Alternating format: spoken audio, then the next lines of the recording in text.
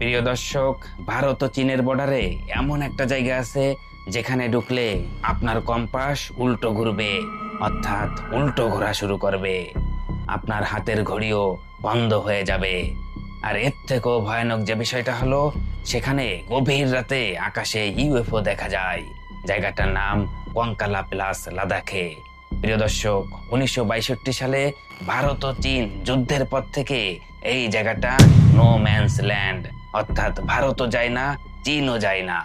প্রিয় দর্শক, বলেছিলাম রাতের আকাশে ইউএফও দেখা যায়, অর্থাৎ আনআইডেন্টিফাইড ফ্লাইট অবজেক্ট, মানে আকাশে কোনো এক অচেনা উড়ান্ত বস্তু, যেটা প্লেনও না, পাখিও না।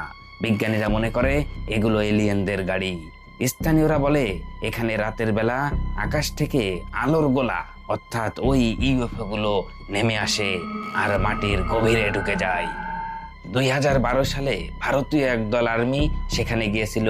তারা রিপোর্টে লিখেছে সেখানে এমন কিছু পাথর আছে যা পৃথিবীর না, আর ওই পাথরের কাছে গেলেই সব ইলেকট্রিক জিনিস বন্ধ হয়ে যায়। এর থেকেও ভয়ানক যে বিষয়টা হলো, গুগল ম্যাপেও ওই জায়গাটা ঝাপসা করে রাখা হয়েছে। আপনি স্যাটেলাইটে ক্লিয়ার দেখতেই পারবেন না, কারণ অনেক বিজ্ঞানী মনে করে এটা পৃথিবীতে এলিয়েনদের সবচেয়ে পুরনো ঘাঁটি, যেটা আজ থেকে 5000 বছর ধরে এখানেই আছে।